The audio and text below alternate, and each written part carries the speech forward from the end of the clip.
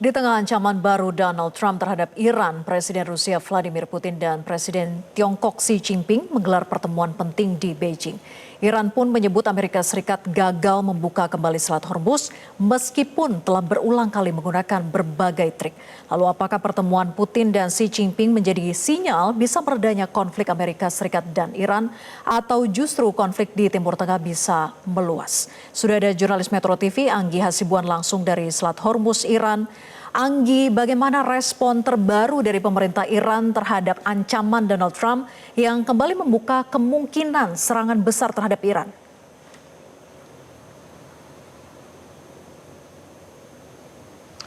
Iya, Vera dan juga pemirsa bahwa sebenarnya sejak kemarin ya Trump ini kan sering sekali melontarkan pernyataan-pernyataan provokatif. Ini dari pihak Iran ini menyatakan bahwa mereka sebenarnya siap-siap saja jika seandainya begitu dari pihak Amerika kembali menyerang. Nah, sebenarnya begini Vera, di Iran saat ini atau di hari ini sedang memperingati 2 tahun wafatnya Ibrahim Raisi yang meninggal dalam kecelakaan helikopter. Kalau kita ingat ya, ini di 19 Mei 2024. Sehingga ini juga menjadi banyak sekali pernyataan dari pejabat-pejabatnya Iran. Ini berkenaan dengan bagaimana seharusnya Iran bersikap. Salah satunya tadi yang sudah ditayangkan oleh Metro TV dan juga ini ada pernyataan dari IRGC yang meminta pemerintah, kemudian pejabat negara, kemudian anak-anak mudanya untuk meneruskan kepemimpinan dan pendekatan almarhum dari Ibrahim Raisi. Jadi intinya misalnya IRGC, Vera ini menyebutkan bahwa IRGC menilai Iran sekarang sedang menghadapi hybrid war atau perang campuran. Jadi bukan cuma militer, tapi juga ekonomi, sanksi, media, politik, dan keamanan. Mereka menyebut tekanan ini datang dari Amerika dan juga Zionis. Lalu mereka berharap bahwa pendekatan mantan Presiden Raisi ini merujuk kepada ketahanan ekonomi, menghadapi sanksi, jangan takut oleh pihak Barat, kemudian memperkuat produksi dalam negeri. Termasuk juga ini ada statement Vera berkaitan dengan respon-respon kali ini dari Presiden Iran misalnya. Pezeshkian menyebutkan, saya kutip ya Vera, Iran secara konsisten sudah menghormati komitmennya dan menempuh segala cara untuk mencegah perang. Semua jalur dari pihak kami tetap terbuka untuk dialog. Nah, kalau misalnya Amerika ini memaksa Iran untuk menyerah melalui tekanan hanyalah sebuah ilusi. Ini kata Presiden Iran. Jadi kondisinya, Vera boleh dibilang bahwa sebenarnya mereka juga merespon pernyataan dari Trump ini dan juga mereka menyatakan bahwa mereka siap dengan kondisi apapun. Namun sekali lagi, kenapa tidak lewat jalur diplomasi saja? Jadi menurut mereka kalaupun nanti akhirnya melalui jalur diplomasi, ini bukan berarti Iran menyerah. Begitu, Vera.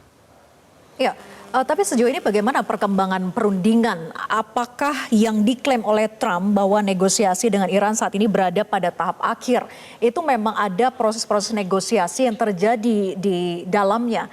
Dan peran dari Pakistan sejauh ini juga bagaimana? Apakah memang memediasi antara Iran dan juga Amerika Serikat itu sudah berjalan atau sudah mendekati pada titik temu?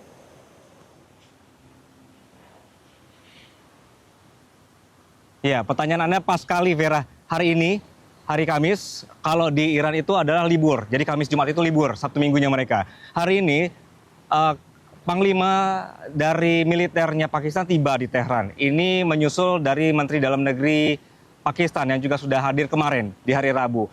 Kalau dihitung-hitung, Vera, ini sudah 2 kali dari Pakistan sekelas Menteri Dalam Negeri tiba di Tehran untuk berbicara lanjutan negosiasi. Jadi kedatangan dari Panglima militernya Pakistan ke Tehran hari ini, Vera, adalah untuk menyampaikan balik kepada pihak Iran berkenaan dengan masukan-masukan dari pihak Amerika. Jadi kalau kita tahu Selasa kemarin ketika Presiden Trump ini kemudian membatalkan rencana serangan yang katanya hari Selasa, ini dikarenakan juga mereka sudah menerima proposal revisi dari pihak Iran. Kemudian hari inilah kemudian jawaban-jawaban atau juga respons dari Amerika Serikat disampaikan kembali ke pihak Iran. Ini yang kita tunggu, Vera, berkenaan dengan sebenarnya sudah ada deal di poin mana. Karena tadi sempat ada beredar, Vera, berkenaan dengan poin-poin yang disetujui.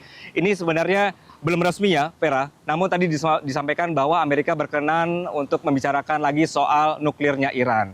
Ini mudah-mudahan tercapai juga. Karena dari Iran ini keras sekali ingin tetap mereka bisa menguasai teknologi nuklir dalam hal untuk energi, bukan untuk senjata. Berkali-kali mereka tekankan ini dan mereka juga bersedia untuk pengamat internasional untuk memantau terus perkembangan nuklir di wilayah Iran.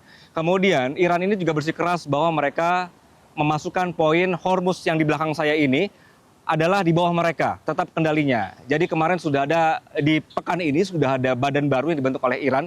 Ini juga semakin mengukuhkan mereka bahwa Hormuz adalah milik Iran dan mereka berhak untuk mengendalikan Hormuz. Sehingga Amerika harus segera membuka blokade mereka terhadap pelabuhan-pelabuhan di wilayah Iran.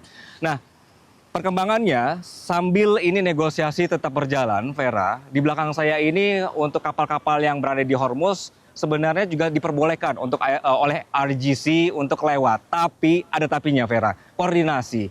Jadi mereka ingin bahwa semuanya nanti lewat badan yang baru ini, mereka bisa berkomunikasi, bisa ada protokol barunya, bisa membicarakan soal fee-nya bagaimana, sehingga diperbolehkan untuk lewat. Kemarin sudah ada sekitar 26 kapal, Vera, yang diperbolehkan lewat di Selat Hormuz oleh RGC. Berarti kan sebenarnya ini nggak ada masalah begitu ya, asal koordinasinya lewat RGC. Vera. Ya, koordinasi seperti apa yang dimaksud Anggi? Apakah ada syarat tertentu atau negara tertentu yang diperbolehkan untuk lewat? Ya. Negara tertentu mungkin ini perlu kita garis bawahi sebenarnya, Vera, ya, bahwa Amerika dan mereka-mereka yang dianggap bermusuhan dengan Iran, menurut pihak Iran ini belum bisa lewat. Namun sekali lagi semua bisa dibicarakan. Nah, pembicaraan-perbincangan tertentu atau syarat-syarat tertentu misalnya, Vera, kemarin itu sempat ada peta baru yang digambarkan oleh badan ini, sehingga ada garis-garis protokol baru atau daerah-daerah wilayah baru yang nanti dianggap ini masuk di wilayah kendalinya IRGC untuk lewat di Selat Hormuz. Dan kemarin Iran juga sempat membicarakan bahwa sebenarnya mereka juga akan terus berkoordinasi dengan Oman untuk bagaimana kapal-kapal yang berlayar di Selat Hormuz ini juga bisa lewat dengan leluasa dan justru dijagain oleh pihak Iran.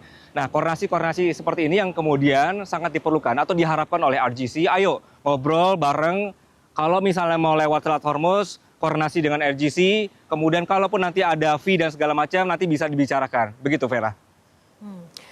Kembali soal perundingan, Anggi, sejauh mana kesiapan Teheran jika perundingan itu tidak juga mencapai titik temu kesepakatan dan berujung pada ancaman Trump yang dikatakan bahwa ini adalah negosiasi tahap akhir, benar-benar akan dilakukan serangan sehingga potensi konflik itu semakin memanas.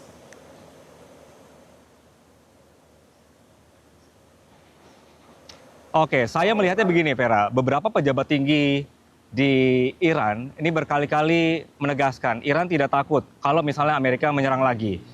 Iran bisa membalas lebih keras ketika kalau misalnya Amerika kekeh untuk menyerang wilayah Iran lagi. Nah, tapi poinnya begini, mereka tetap berusaha, kenapa harus dilakukan adanya serangan dan lain-lain? Kenapa tidak dengan diplomasi atau berbicara secara terbuka saja? Begitu, ini poin dari pihak Iran. Oleh karena itu, kalau misalnya kita melihat dari kedatangan perwakilan Pakistan yang sudah berkali-kali ke Tehran, ini menunjukkan adanya perkembangan yang positif, Vera. Meskipun kemarin sempat ya Trump bilang bahwa dia tidak jadi nyerang Iran karena ada permintaan dari negara 1, 2, 3. Namun kondisinya adalah ini ada menunjukkan dialog yang konstruktif antara Amerika dan juga Iran melalui Pakistan berkenaan dengan negosiasi. Nah, kalau misalnya tadi pertanyaan Anda sampai kapan begitu ya kalau misalnya pembicaraan ini, apakah ini merupakan final?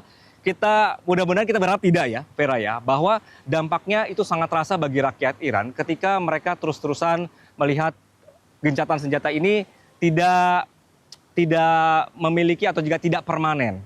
Nah, misalnya adalah Iran sangat berharap kalau misalnya dengan adanya kesepakatan ini, maka ada hubungan atau kepercayaan yang baru yang terjalin antara Iran dengan dunia internasional, sehingga Iran juga bisa kembali terbuka, bisa kembali melakukan kegiatan ekonomi sama haknya dan juga posisinya seperti negara-negara lain.